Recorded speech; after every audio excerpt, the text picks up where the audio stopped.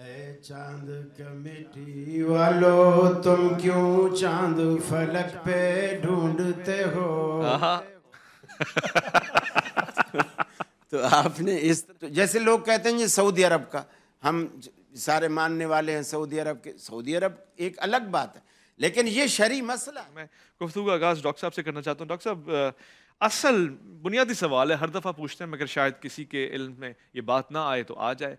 ईद की कैफियत क्या है, रुयत का मसला क्या है, और ईद होती कब है, माह रमज़ान का अख्ताम होता किस बिना किस शर्त के ऊपर है? जज़ाकल्लाह। रसूल अकरम सल्लल्लाहु अलैहि वसल्लम ने उम्मत को कभी भी इबहाम और इश्कालात में नहीं छोड़ा। हर फील्ड में आपने अपने वाज़े अहकामात उम्मत को दिए। उनमें से एक ये भी है कि आपने फरमाया सूमू लिरुयतिही व अफ्तिरू लिरुयतिही, कि चाँद देख कर रोज़ा रखो, यानी रमज़ान का चाँद नज़र आए तो रोज़ा रखो, और चाँद देख कर ही तुम उसको इफ्तार करो, यानी ईद अदा करो, उस दिन रोज़ा न रखो। ये दोनों सूरतें आपने चाँद की रोयत के साथ मुंसलिक कर दी। रोयत के लिए फिर आप सल्लल्लाहु अलैहि वसल्लम ने कई एक बातें फरमाई। बाज़ दफ़ा ऐसा भी था कि आप सल्लल्लाहु अलैहि वसल्लम ने मदीने में चाँद देखा और वो रमज़ान मुबारक का चाँद था। सहाबा ने भी देखा, लेकिन किसी को नज़र नहीं आया। एक छोटे सहाबी, यानी छोटे से मुराद जो उम्र में निस्बतन बाकियों से कम थे, हज़रत अब्दुल्ला बिन उमर रज़ियल्लाहु ताला अन्हु, वो आए और उन्होंने कहा या रसूलल्लाह सल्लल्लाहु अलैहि वसल्लम, मैंने चाँद देखा है। आपने उसी की रोयत पर एतमाद करते हुए सहाबा से कहा कि कल हम रोज़ा रखेंगे। यानी गोया शहादत भी एक्सेप्टेबल है, बशर्ते कि वो शख्स जिसकी शहादत ली जा रही है वो इस काबिल हो। और इसी से हम ये भी कहते हैं कि रमज़ान की रोयत के लिए एक रोयत भी काफ़ी है, बशर्ते कि वो आकिल बालिग और मुसलमान हो और उसकी अदालत मजरू ना हो। अलबत्ता ईद के चाँद के लिए कम अज़ कम 2 गवाहियाँ, इसी तरह आकिल बालिग मुसलमान 2 गवाहियाँ ईद के चाँद के लिए ज़रूरी हैं। और इसी तरह हमें ये भी वाक़या मिलता है कि रसूल अकरम सल्लल्लाहु अलैहि वसल्लम ईद का चाँद देखने के लिए आपने मदीने में एहतमाम किया, ईद का चाँद देखा, लेकिन आपको नज़र नहीं आया। सहाबा ने, उनको भी नज़र नहीं आया।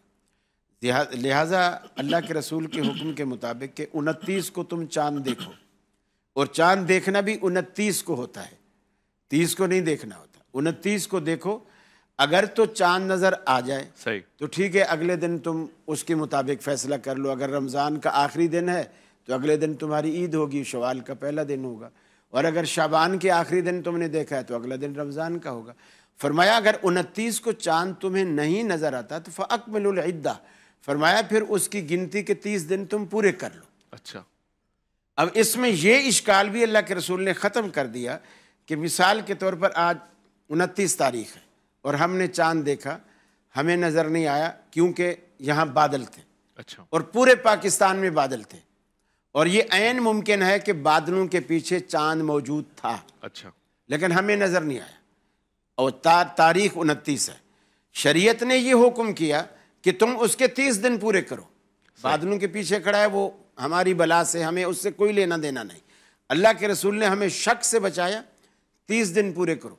फिर अगले दिन के लिए आपने हिदायत दी कि जब अगले दिन बादल नहीं थे और चाँद नज़र आ गया आसमान पे, तो फिर तुम ये कियासराइयाँ न करो कि यार ये तो इतनी देर रुका हुआ है, थोड़ा सा इतना मोटा है, ये पहली का तो नहीं लग रहा, ये दूसरी का लग रहा है। फरमाया तुमने जब मेरे हुक्म से 30 दिन पूरे किए हैं तो ये पहली ही का चाँद है, बेशक वो कल ही नज़र आया था, सुभान अल्लाह, बेशक आसमानों पे कल था, लेकिन तुमने आज देखा है मेरे हुक्म के मुताबिक कि 30 दिन तुम पूरे करो, ये शिक पूरी कर दी, तो वो बिल्कुल वही ही माना जाएगा। ठीक है। इसी तरह अल्लाह के रसूल ने मदीने के अंदर जब चाँद देखने का एहतमाम किया, जो ईद का चाँद था, सहाबा ने भी नहीं देखा, आपने भी नहीं देखा।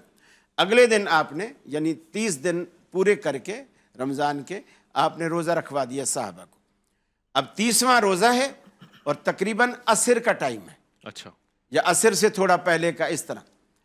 और एक काफिला अल्लाह के रसूल के पास आया, वफ्द था, वो ऊँटों पर सवार था, आपके पास आया, और उस वफ्द ने आकर के कहा कि या रसूल अल्लाह सल्लल्लाहु अलैहि वसल्लम, कल मगरिब में हमने अपने इलाके में चाँद देखा था, हमने चांद देखकर रात से उसी वक्त हमने सफर शुरू किया। अच्छा। हमने ये अंदाजा लगाया कि ईद हम आपके पीछे पढ़ेंगे, क्योंकि हम ये समझे हमने देखा है तो यकीनन मदीने में भी नजर आया होगा। लेकिन वो पहुंचे कब? जोहर और असर के बीच में। अच्छा। अब ये ईद का वक्त नहीं था, सही।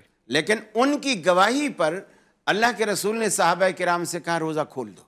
अच्छा, लेकिन रुयत नहीं हुई चांद की अभी? ना, यानी रोयत दूसरे इलाके में उनकी हो हुई। उनकी हो यहाँ गई, की तो नहीं हुई। यहाँ नहीं हुई। वो पढ़कर ईद, वो यानी चांद देखकर वो आए, सवारियों पर सवार होकर सारी रात सफर किया, दिन आधा सफर किया, असर और मगरिब के बीच में रसूलुल्लाह सल्लल्लाहु अलैहि वसल्लम के पास पहुंचे और गवाही दी कि हमने कल मगरिब को चांद देखा था। आपने उनकी गवाही पर लोगों का रोज़ा खुलवा दिया और फरमाया कि ईद का वक्त चूंकि निकल चुका है, लिहाजा हम कल ईद करेंगे। इससे ये जाहिर होता है कि शहादत पर भी रोयत मानी जाएगी, लेकिन शहादत के लिए कुछ उसूल हैं कि जिस इलाके, जिस शहर की शहादत आई है हमारे पास, उसका और हमारा मतला एक हो। अच्छा। अगर मतला फ़र्क है तो जैसे लोग कहते हैं ये सऊदी अरब का, हम सारे मानने वाले हैं सऊदी अरब के, सऊदी अरब एक अलग बात है, लेकिन ये शरई मसला है। उनका मतला हमारे मतले से बिल्कुल अलग है। ठीक है। कभी 2-2 दिन, 3-3 दिन, कभी 1 दिन फर्क होता है।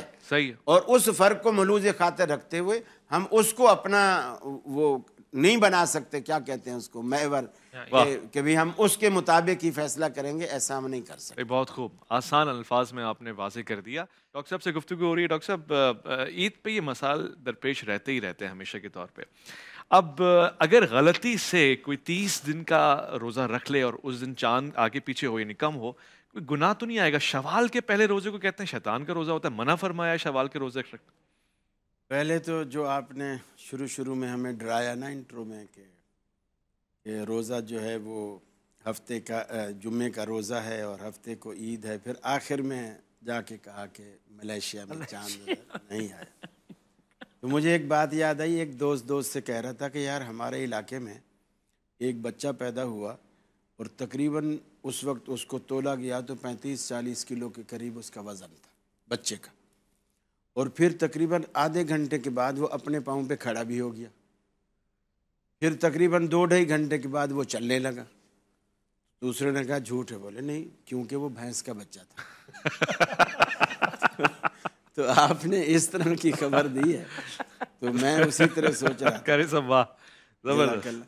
तो दूसरी बात ये है कि ये जो रोज़ा अगर बढ़ जाए शरई हुक्म की ताबेदारी में या शरई हुक्म की इताअत में, रोज़ा कम हो जाए, हम मुजरिम नहीं हैं।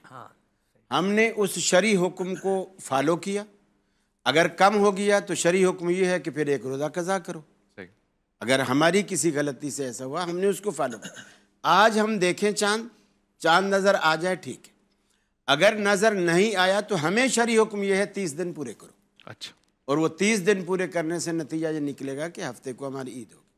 मुस्लिम शरीफ में हदीस है, हज़रत उम्मुल फ़ज़ल बिन्त हारिस रज़ी अल्लाह ताला अन्हा, उनका एक ग़ुलाम था कुरैब। उनको उनके किसी काम से उनको उनकी यानी मालकिन ने शाम में भेजा, हज़रत मुआविया के पास कोई काम था। वहाँ जब गए तो वो शाबान के आखिरी दिन थे।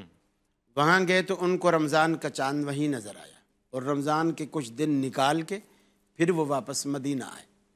हज़रत अब्दुल्ला बिन अब्बास रज़ी अल्लाह ताला अन्हु से जब उनकी मुलाकात हुई तो हज़रत अब्दुल्ला बिन अब्बास से उनसे सवाल किया कि तुम शाम से आए हो तो क्या वहाँ तुम्हें चांद नज़र आया था? उन्होंने कहा। बोले कब देखा था? कहा लैलतुल जुमा, कि जुमे की रात को वहाँ नज़र आया था। उन्होंने कहा क्या तूने खुद देखा था? उन्होंने कहा मैंने भी देखा और राहुन्नास, और लोगों ने भी देखा, बहुत सारे लोगों ने देखा।